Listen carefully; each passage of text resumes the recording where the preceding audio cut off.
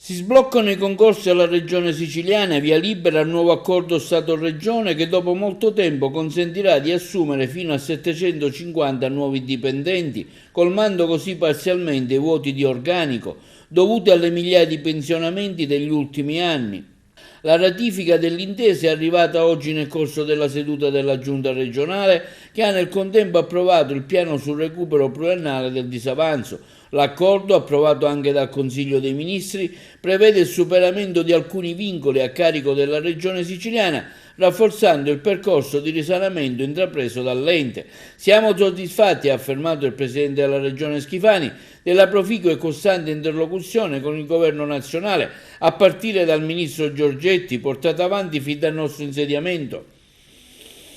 che sta portando a risultati concreti e fondamentali, cambiando in meglio la storia della nostra Sicilia. L'accordo varato oggi ci consentirà di riaprire la stagione dei concorsi, dando il via a centinaia di assunzioni, ringiovanendo così gli organici e dotando la Regione di quelle professionalità che oggi mancano. Potremo finalmente fare all'amministrazione quel salto di qualità per affrontare le nuove sfide che ci attendono, dal PNRR alla nuova programmazione, dalla transizione energetica a quella digitale. Nel contempo lo Stato ci riconoscerà quest'anno un trasferimento di 300 milioni di euro, aumentandolo rispetto ai 200 milioni del 2022, per compensare la maggiore compartecipazione della Sicilia alla spesa sanitaria. In particolare le assunzioni del comparto non dirigenziale saranno effettuate sulla base della regola del turnover al 125% dei pensionamenti nell'anno precedente avvenuti per il triennio 23-25 e al 100% al decorrere dal 2026.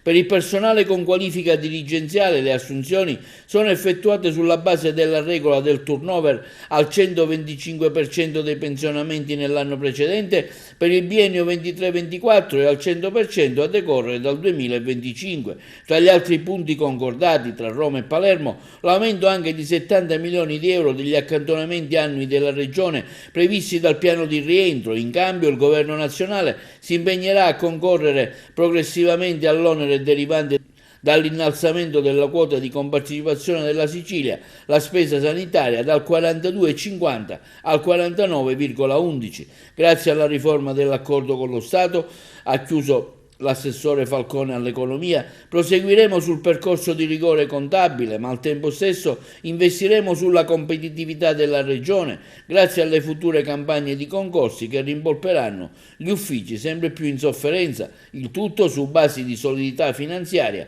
ritrovata credibilità istituzionale, elementi che vanno nell'interesse dei cittadini e dell'economia isolana.